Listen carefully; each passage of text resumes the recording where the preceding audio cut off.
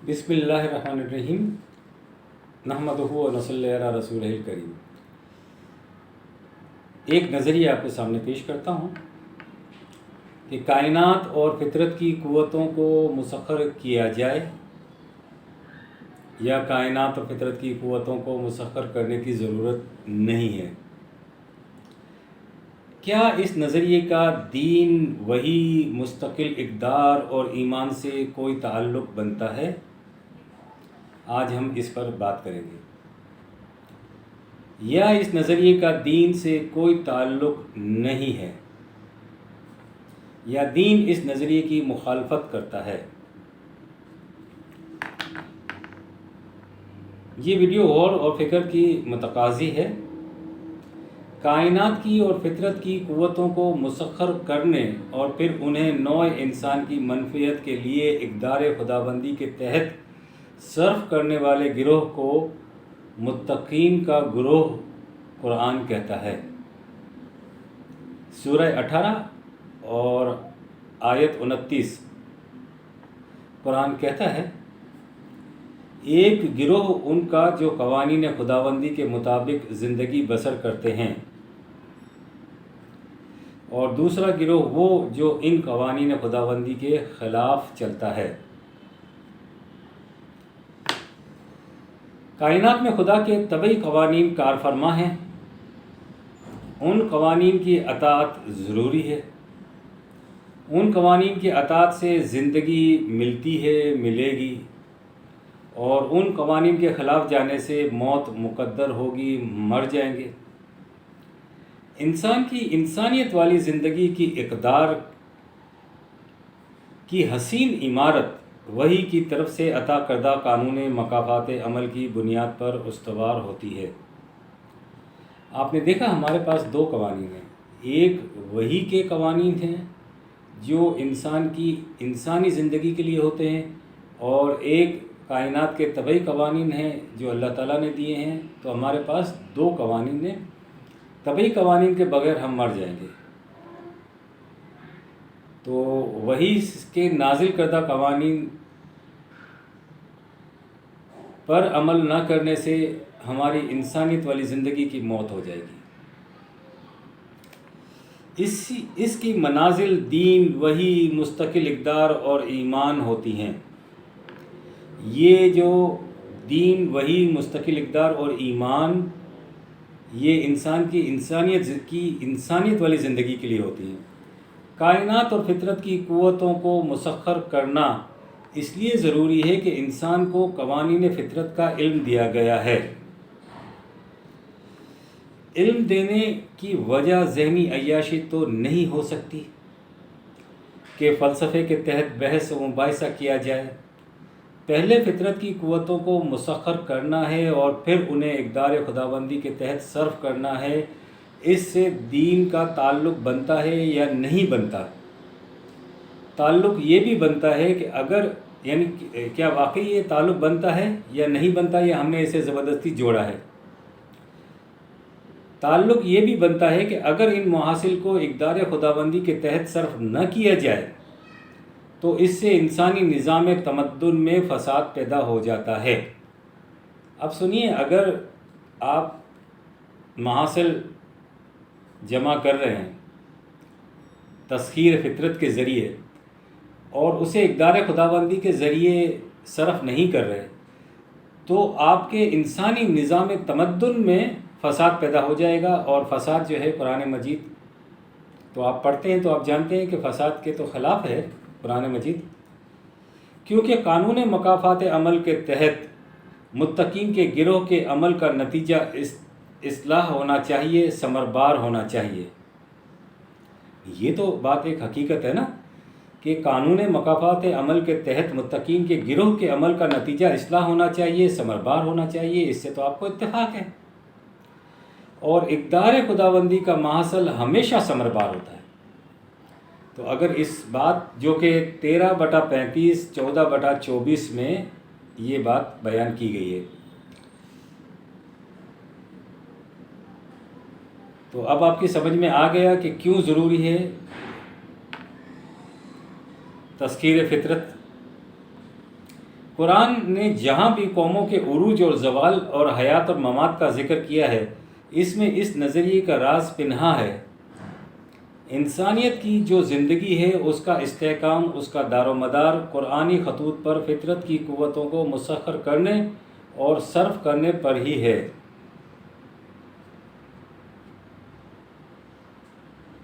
قرآن میں جہاں بھی قوموں کے زوال کی بات آتی ہے، اس میں فطرت کی قوتوں کو مسخر نہ کرنا، پھر مسخر کر کے اقدار خداوندی کے تحت ان کے محاصل کو صرف نہ کرنا، یہ چیز ہوتی ہے۔ یعنی آپ قرآن مجید میں بھی قوموں کے عروج اور زوال کی داستانیں اگر پڑھیں گے تو اس میں آپ کو یہی چیز نظر آئے گی کہ انہوں نے فطرت کی قوتوں کو یا تو مسخر کیا ہی نہیں، اور اگر کیا تو اقدار خداوندی کے مطابق اس کو استعمال نہیں کیا۔ اپنی مرضی سے استعمال کرنے والوں کو تنبیہ کی گئی ہے، کیونکہ کفر اور دین کی زندگی بسر کرنے کی بنیاد یہی ہے۔ اگر کوئی انسان کسی جنگل یا غار میں زندگی بسر کر لے تو اس کے لیے دیندار ہونا یا گنہگار ہونا اس کے کیا معنی ہوتے ہیں؟ گناہ اور ثواب، وحی اور دین، اس کا سوال وہاں پیدا ہوتا ہے جب انسان کا معاملہ دوسرے انسان سے پڑتا ہے۔ کفر اور ایمان کے امتیاز کا بنیادی فرق کائناتی قوتوں کے محاصل کو صرف کرنے کے طریقے پر موقوف ہے۔ یعنی اگر آپ کائنات کی قوتوں کو، فطرت کی قوتوں کو مسخر نہیں کرتے تو پھر ظاہر ہے کہ انسان سے تو آپ کٹ جائیں گے۔ آپ اگر پہاڑ پر رہ رہے ہیں تو آپ کو تو دین کی ضرورت نہیں ہے۔ گناہ، ثواب، یہ سب چیزوں کی آپ کو کیا ضرورت ہے؟ آپ کا کیا مطلب ہے کہ اس میں لینا دینا ہے؟ دین، نظام تمدن، اس کی آپ کو وہاں ضرورت نہیں ہے۔ یہ قرآن کی بڑی بنیادی شک ہے۔ قرآن نظام انسانیت میں فساد کی جگہ اصلاح کا حامی ہے۔ اس بات سے تو آپ متفق ہیں کہ قرآن کا جو نظام ہے وہ انسانیت میں فساد نہیں چاہتا، اصلاح چاہتا ہے۔ پوری نوع انسانی کی بہبود اس نظام کے پیش نظر ہونی چاہیے۔ یہ قرآن کی تعلیمات سے آپ اس کا انکار نہیں کر سکتے۔ قرآن کی تعلیم یہی ہے کہ اس نظام سے انسانی زندگی کا معیار بلند ہونا چاہیے۔ قرآن نے جو نظام پیش کیا ہے اس کا تو مقصد یہی ہے کہ انسانی زندگی کا معیار بلند ہونا چاہیے، انسانیت کا شرف بڑھتا چلا جانا چاہیے، یعنی وہ اس کا شرف بھی بڑھتا جائے، اور اس طرح کاروان انسانیت ترقی کرتا ہوا، آگے بڑھتا ہوا، اوپر کی طرف چلتا چلا جائے۔ یہ ہے مقاصد قرآن کی تعلیم کے۔ اس طرح یہ ثابت ہوا کہ مومنین کی یہ ذمہ داری ہے، مومنین کی جماعت کا یہ نظام انسانیت کو بلندیاں دیتا ہے۔ اس نظام کے لیے محنت زیادہ کرنی پڑتی ہے اور ترقی کی رفتار سست ہوتی ہے، لیکن اس میں استحکام ہوتا ہے۔ کائنات کی اور فطرت کی قوتوں کو مسخر کرنا اور ان کے محاصل کو پھر نوع انسان کی منفعت کے لیے خدا کی دی گئی اقدار کے مطابق استعمال کرنا، صرف کرنا، یہی دین ہے، یہی مستقل اقدار ہے اور یہی ایمان کے تقاضے ہیں۔ جسے متقین کا گروہ کہتے ہیں، اس کی یہی ذمہ داریاں ہوتی ہیں۔ اسی گروہ کے لیے وہ کہتا ہے کہ یہ گروہ پورے خلوص کے ساتھ قوانین خداوندی کی صداقت پر یقین رکھتا ہے۔ قوانین خداوندی کی اطاعت طبعی زندگی میں تو ہم کرتے ہی ہیں، لیکن انسانیت کی اقدار والی زندگی کی اطاعت صرف متقین کا گروہ کرتا ہے، ہر انسان نہیں کرتا۔ اس گروہ کا یہ ایمان ہوتا ہے کہ انسانیت کے اقدار کی حسین عمارت وحی کی طرف سے عطا کردہ قانون مکافات عمل کی بنیاد پر استوار ہوتی ہے۔ یہ اس کا ایمان ہوتا ہے۔ قانون مکافات عمل کی بنیاد کسے کہیں گے؟ فطرت کی قوتوں کو مسخر کرنا اور اسے نوع انسان کی منفعت کے لیے اقدار خداوندی کے تحت صرف کرنا یا استعمال کرنا۔ ایسا صرف کرنا انسان صرف عرض پر کرتا ہے، اس زمین پر ہی کرتا ہے۔ जिस अर्ज़ पर कानून मकाफ़ात अमल की बुनियादें खड़ी की जा सकती हैं। ज़ाहिर है कानून मकाफ़ात अमल की बुनियादें इसी अर्ज़ पर खड़ी हैं। मरने के बाद हम जहाँ भी जाएंगे वहाँ पर कानून मकाफ़ात अमल के नतीजे होंगे, कानून मकाफ़ात अमल तो नहीं होगा। और इंसान की सारी तबई ज़िंदगी का मदार इसी अर्ज़ से वाबस्ता है, ये जानते हैं आप। इसी तरह हैवानात और नबातात की ज़िंदगी का मदार भी इसी अर्ज़ से वाबस्ता है। अगर कोई शख्स हैवानों की तरह किसी पहाड़ पर ज़िंदगी गुजारे जहाँ कोई दूसरा ना हो, उसे हैवान वाली ज़िंदगी ही कहेंगे, उसे इंसानों वाली ज़िंदगी नहीं कह सकते। क्योंकि मकाफ़ात अमल की बुनियादें जिस अर्ज़ पर डाली जाएंगी, इसी अर्ज़ पर नौ इंसान का वजूद ज़रूरी है, जिसमें इंसानों के दरमियान निज़ाम तमद्दुन हो, ताकि वो मनाजिल हासिल की जा सकें जो दीन, वही, मुस्तकिल इक़्तिदार और ईमान की होती हैं, ताकि नतीजे के तौर पर कामयाबियां हासिल हों और नौ इंसान तरक्की करे। ये सब चीज़ें तरक्की और ये चीज़ें ये ज़मीन पर ही होती हैं।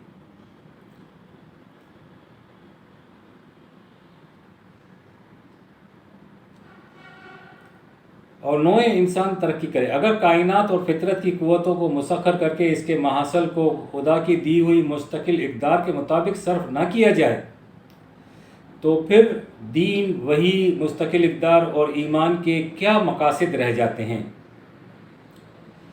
इस नज़रिए के बगैर तो इंसानी निज़ाम तमद्दुन में फ़साद पैदा हो जाएगा जो कुरान के ख़िलाफ़ है।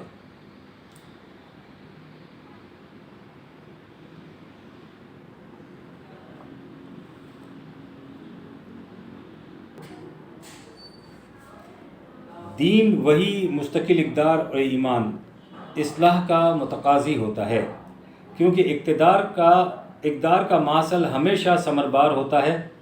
इक़्तिदार का मासल हमेशा समरबार होता है। 24/14 इंसानियत की ज़िंदगी का दारोमदार और इस्तेहकाम इस नज़रिया ज़िंदगी के अंदर पिन्हा है। वो कौम जो इस नज़रिए के कायल नहीं है, वो दीन की ज़िंदगी तो नहीं गुजार सकते, बल्कि कुफ्र की ज़िंदगी गुजारने के काबिल भी नहीं रहते। ये कुरान की बड़ी बुनियादी शिक है। ये नज़रिया निज़ाम इंसानियत में फ़साद की जगह इस्लाह पैदा करता है, क्योंकि पूरी नौ इंसानी की बहबूद, इंसानी ज़िंदगी के मेयार का बुलंद होना, इंसानियत के शर्फ का आगे बढ़ना और कारवान इंसानियत का आगे की तरफ बढ़ना, तरक्की करना और ऊपर की तरफ बढ़ते चले जाना, ये इसी नज़रिए ज़िंदगी में मुमकिन है कि फ़ितरत की क़ुव्वतों को मुसख्खर करके वही की दी गई मुस्तकिल इक़्तिदार के मुताबिक इनके महासल को सर्फ किया जाए। रब्बना तक़ब्बल मिन्ना इन्नका अंतस समीउल अलीम।